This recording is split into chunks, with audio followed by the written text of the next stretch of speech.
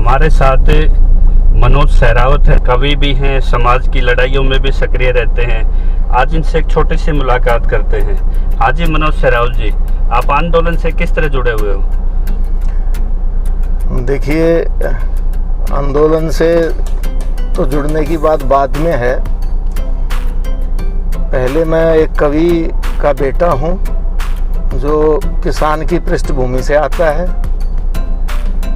और उनके जाने के बाद हरियाणा के एक बेहतरीन ज़मीनी कलाकार होते थे चौधरी हरदयान सिंह जी, वो मेरे पिता हैं। और जो किसान के लिए उन्होंने गीत गाए हैं और लिखे हैं, वो शायद ही किसी की लेखनी में उतना दर्द आपको मिले।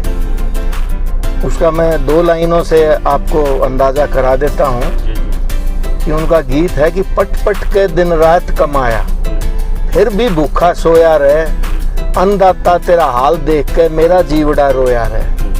और उसकी जो हकीकत है वो कैसे बयान करते हैं कि तेरे बैरी बहुत जगत में, तू क्यों कर रहे रुखाड़ा रहे, सुस्सा मुस्सा चिड़िया बैया गादड़ कर गया चाड़ा रहे, आंधी धुंध फूल न खो दे, बुरी आग से पाड़ा रहे, ओले बिजली खेती खो दे, रुखा तक का गाड़ा रहे। और पीपी सुंडी कीड़ा कांदरा यो रोज काट ले कोया रहे, अन्नदाता तेरा हाल देख के मेरा जीवड़ा रोया रहे।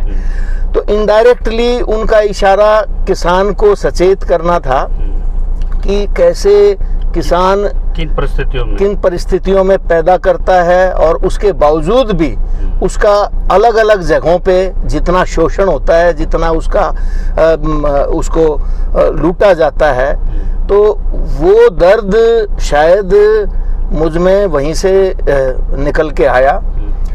और आपने कुछ संकलन रचनाएं भी की हैं? हाँ, उनके जाने के बाद फिर मैंने लिखना शुरू किया, और पहला मेरा गीत अन्ना जी के लिए था। अन्ना आंदोलन मेरी जिंदगी में एक पहला बड़ा मौका आया था, जिससे आपने केजरीवाल जैसी शख्सियत भी खड़ी करी। हाँ बिल्कुल, वो एक आंदोलन था। उसमें हम तो बिल्कुल राजनीतिक तौर पे तो कभी जीवन में सोचा ही नहीं था, बस वो एक जन आंदोलन था। आज भादोड़ में भी आप योगेंद्र यादव के साथ आप एक समझौते की मीटिंग ले रहे हैं। योगेंद्र यादव भी तो एक राजनीतिक चेहरे।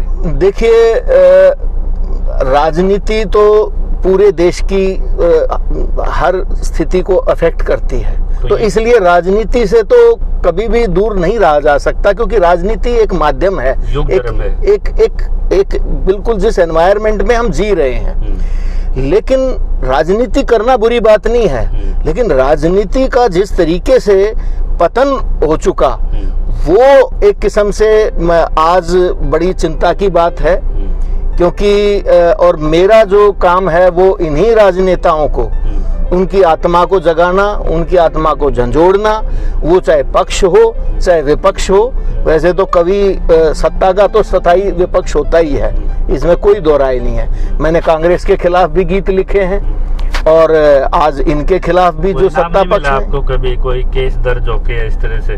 नहीं, मैंने कभी इनाम के लिए या नाम के लिए नहीं लिखे। नहीं, जो अवार्ड मिलते हैं, जो भी जैसे नागार्जुन ने एक आंदोलन में, जेपी आंदोलन में आवाज उठाई थी, उनको बैन किया गया, FIR हुई। नहीं,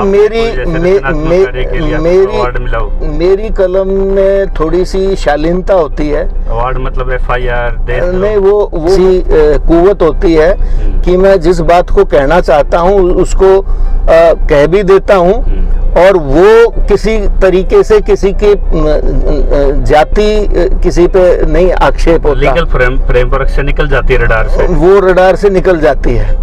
तो उसका अब जैसे मेरा ये गीत मैंने अभी लिखा है, अभी बल्कि एक फिल्म भी हमने बनाई है, सीरीज बनाई है। किस नाम से? एंट्री 33 के नाम से।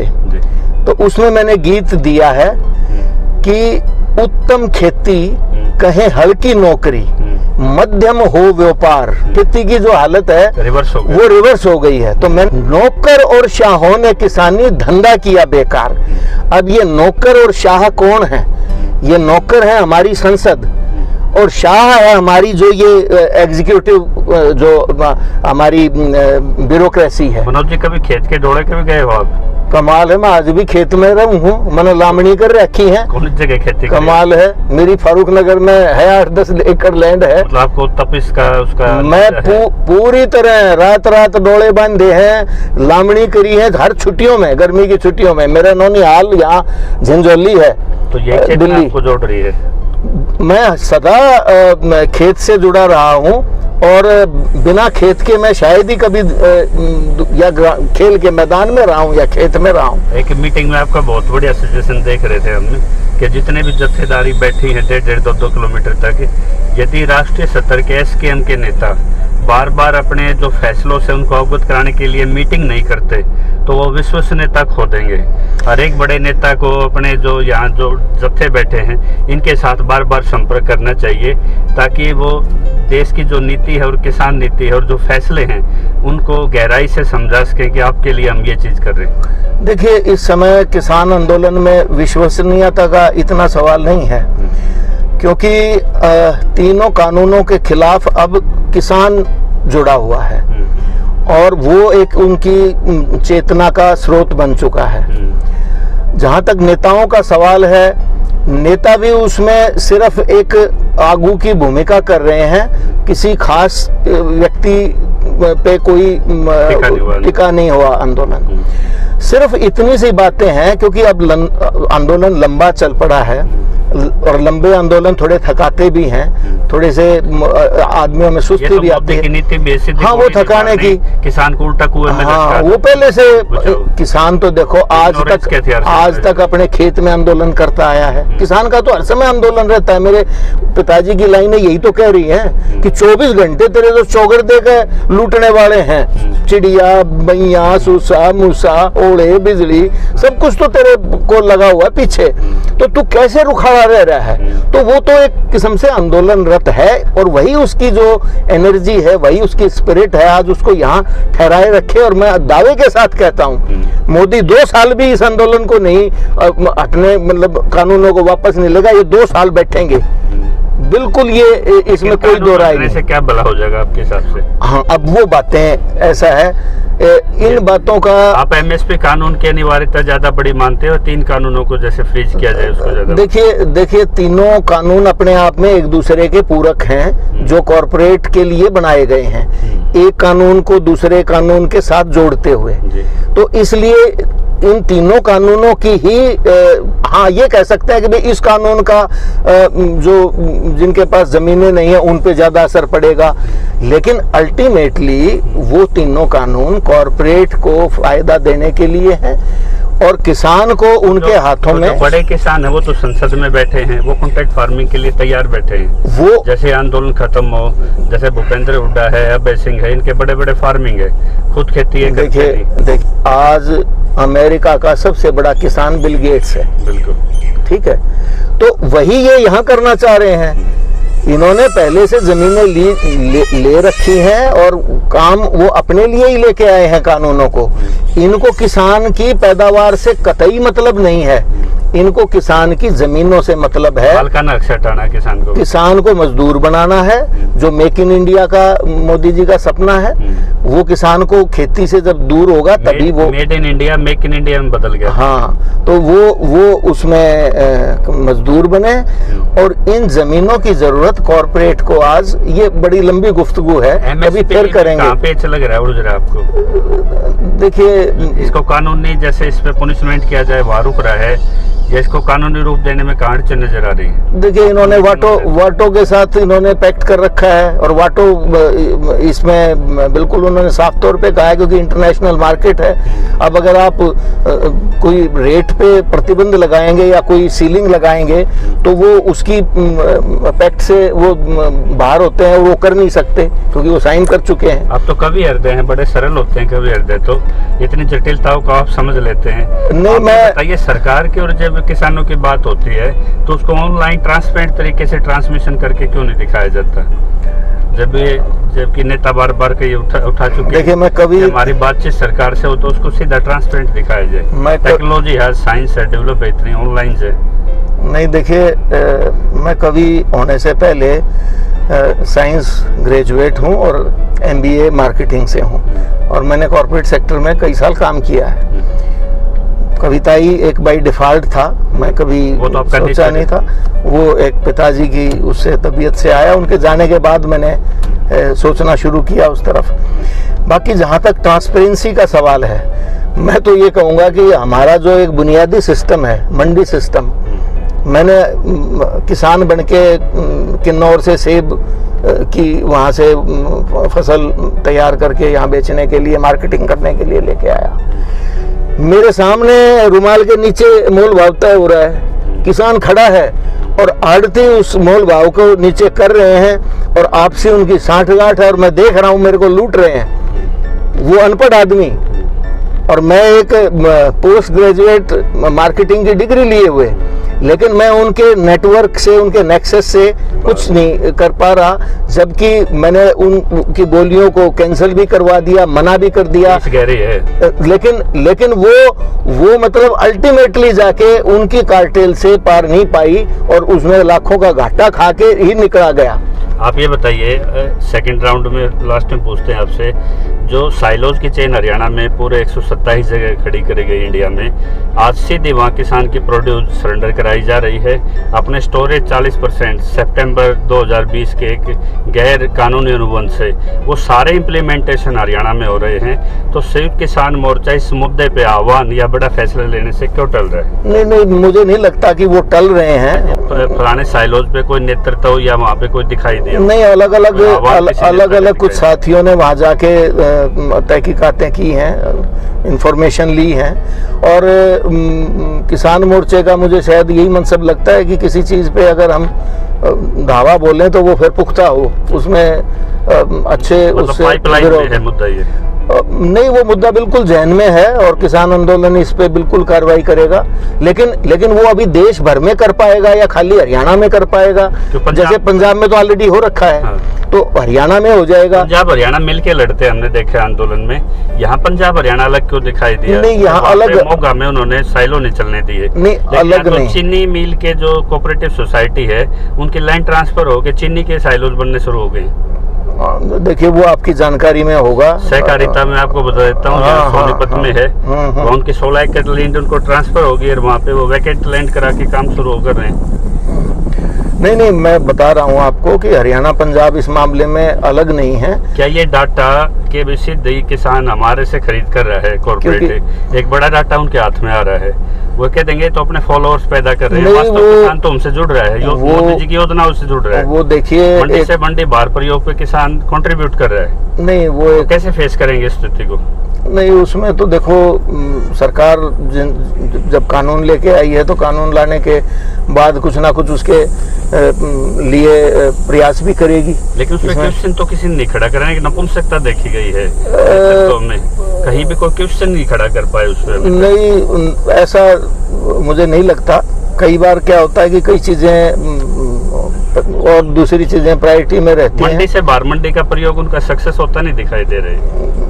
नहीं, वो देखिए, अब ये तो मंडी वालों को भी समझना पड़ेगा कि आज अगर तुमको सीधा आड़त मिल रही है और सामान वहाँ भिजवाया जा रहा है तो कल को तुम कहाँ होगे? 7 मंडियों ने अपने लाइसेंस सरेंडर कर दिए कि हम सबसे कैंसिल कर देंगे, लेकिन हम प्राइवेट साइलोज में सामान नहीं जाने देंगे, हमारा फ्यूचर खत्म हो रहा है। हाँ। तो वहाँ भी नेतृत्व, क्योंकि देखिए, एक किसान की आप ये तो मजबूरी समझते ही होगे, क्योंकि मंडियों का सिस्टम सारा सरकार के अंडर में है, वहाँ तो सरकार कंट्रोल कर लेती है, लेकिन किसान की भी तो एक स्थिति है, जब वो अनाज पैदा कर लेता है तो उसके पास भंडारण की दिक्कतें हैं, उसके पास जो कर्ज लिया है उसकी दिक्कतें हैं। लेकिन मार्गदर्शक तो वही है ना जिनको हम पढ़े लिखे किसान मानते हैं। नहीं, वो ठीक है, पर उसमें कई चीजें क्या होती हैं कि विरोध का भी एक फेजेस में किया जाना बेहतर होता है। अब पीछे तो किसानों ने कुछ ऐसा पागलपन भी शुरू करवा दिया था कि भाई खेती जला दो। हाँ। तो ऐसी चीजें ना हो। चलो, ये भारी बातें होगी, हम आपसे हल्की बात पूछते हैं। जब विज्ञान भवन में हम बातचीत के लिए जाते थे कृषि मंत्री से,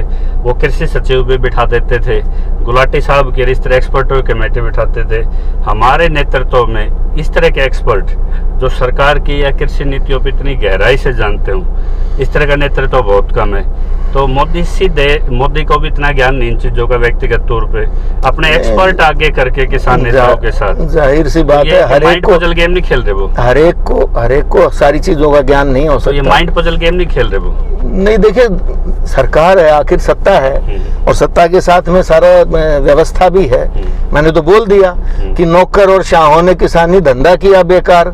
अब एक तरफ जो संसद है जो कि जनता की एक किस्म से नौकरी है, नुमाइंदगी करती है, और दूसरी तरफ हमारी ब्यूरोक्रेसी है। परमात्मा को कितना मानते हैं? जी, परमात्मा को कुदरत को मैं परमात्मा का एक दूसरा नाम मानता हूँ। आपको नहीं लगता इस आंदोलन को परमात्मा ने? बिल्कुल कुदरत ने संजोया है। बिल्कुल कुदरत इस आंदोलन पे अपनी नेमतें बरसा रही है। दूर दराज किसान जो सुन रहे हैं आपको, आप उनके लिए एक अंतिम संदेश दीजिए। जिसे भी अपना समझता आया वही दुश्मन निकलता है। जिसे भी अपना समझता आया वही दुश्मन निकलता है। गई आई सरकारों का चेहरा आपस बद से बदतर निकलता है। तो ऐसा क्यों है? आप तो शुरू से सरकारें चुनते आए हो, एक सरकार के बाद दूसरी सरकार, दूसरी के बाद तीसरी, छोटे दल बड़े दल, सभी आपको क्यों लूटते रहते हैं? तो उसके लिए मैंने 4 लाइनें और लिखी हैं कि मालिक हो तू सोया रहे। मालिक हो, किसान देखिए देश का मालिक है, और आज किसान ने पहली बार अपनी ताकत को पहचाना है और मालिक बन के आदेश दिया है कि ये तीनों कानूनों पे हमें बहस नहीं चाहिए, ये वापस चाहिए। तो किसान इस देश का मालिक, और मालिक क्यों है उसका भी कारण है कि 70% वो देहात है, और उस देहात में किसान सभी हैं, जो खेत मजदूर हैं, खेत पे काम करने वाले हैं, सारे। तो वो पैदावार कर रहा है, उसी का भाई बेटा शहर में मजदूरी कर रहा है, कारखाने बना रहा है, और उसी का बेटा सैनिक बन के इसकी रक्षा भी कर रहा है। अब पैदा भी कर रहा है, उसका उत्पादन का निर्माण भी कर रहा है, और उसकी रक्षा भी कर रहा है। तो मालिक कौन हुआ? मालिक तो किसान है। तो आज किसान ने मालिक बन के सरकार को कहा है कि ये कानून वापस लो। तो उसके लिए मैंने लिखा है, क्योंकि देश जब आजाद करवाया वो किसानों ने ही करवाया था, पगड़ी संभाल जट्टा ने। और जब देश को आजाद करवा लिया अंग्रेजों से, तो निश्चिंत होके सो गए कि भाई अब तो हमने आजाद करवा लिया, अब तो हमारे आदमी हैं और हम पे अच्छा ही काम करेंगे। और उनका जैसे किसी बच्चे का आपने मंथली टेस्ट नहीं लिया ना, तो साल के अंत में उसको पता ही नहीं लगेगा वो कहाँ खड़ा है, पेरेंट्स को नहीं पता लगेगा। तो बच्चे का हर महीने उसका जब तक परफॉर्मेंस रिकॉर्ड नहीं पता लगे तब तक नहीं पता लगता कितने पानी में है। तो किसानों ने ये काम किया नहीं, सरकारों को खुला छोड़ दिया, वो कुछ भी करें, कुछ भी नीति बना रही हैं, कैसा ही भी कर रही हैं। बस अपीजमेंट की कुछ थोड़ी सी सरकार ने एक वो खुराक देनी शुरू कर दी, कभी वृद्धावस्था पेंशन दे दी, कभी 2000 दे दिए, कभी ये सब्सिडी दे दो। सब्सिडी के नाम पे भी अपने कॉरपोरेट को लुटवाने, उनके हाथों लूट का काम कर दिया। तो मैंने लिखा है, मालिक हो तू सोया रहे, फिर सेंध तो घर में लाजिम है। जिसको तूने सौंपी सत्ता, बने बैठे आज वे जालिम हैं।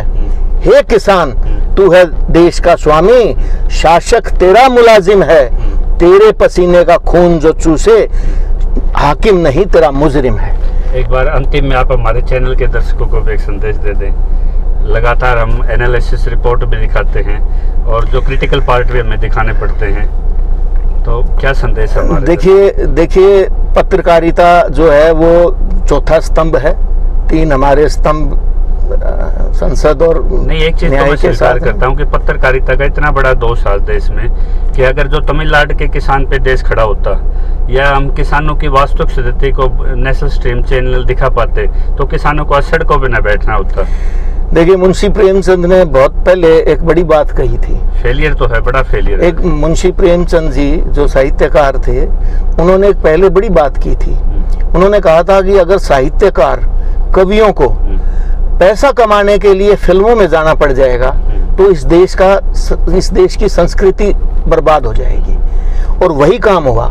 हमारे नेताओं के ट्वीट, अगर बड़े पत्रकार ट्वीट करें तो समझो एंड आ गया। हाँ, तो ऐसे ही जब पत्रकारिता सत्ता की चापलूसी में लग जाए, तो इसका मतलब उन्होंने पत्रकारिता के कल्चर को बर्बाद कर दिया। क्योंकि जहां एक कवि सत्ता का स्थायी विरोधी है। वो क्यों है? क्योंकि जो काम करेगा उसमें कुछ ना कुछ गलतियां भी होंगी, रिफॉर्म के चांसेस, उसमें रिफॉर्म के चांसेस हैं। तो कवि का काम हमेशा ये है कि उनको चेतना दे, उनको हमेशा सचेत करे और लोगों को भी अपने कर्तव्यों के प्रति जागरूक करे। और ये ग्राउंड रिपोर्ट पे जैसे आपको दिखा पा रहे हैं, इस तरह के जो कुछ लोग जमे हुए हैं ग्राउंड पे, उनके लिए दर्शकों को क्या संदेश है आपके?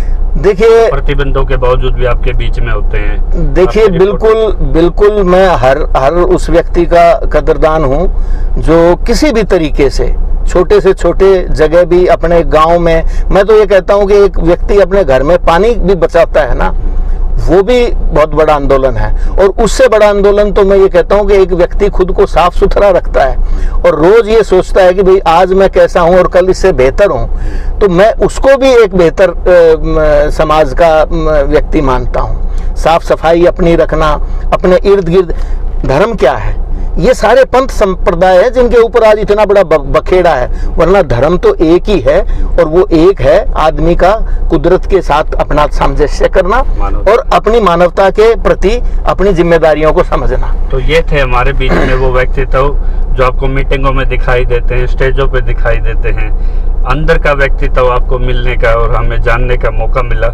इस संबंध में जो भी आपके सभ्य कमेंट्स हैं, राय हैं, वो कमेंट्स बॉक्स में डालें और इस चैनल को ज़्यादा से ज़्यादा सब्सक्राइब करें। और जिस तरह आज जिस व्यक्तित्व से मिले हैं, आगे कोशिश करेंगे कि आंदोलन से जुड़ी हुई चीज़ें आप तक पहुँचें। जय किसान। बहुत बहुत धन्यवाद।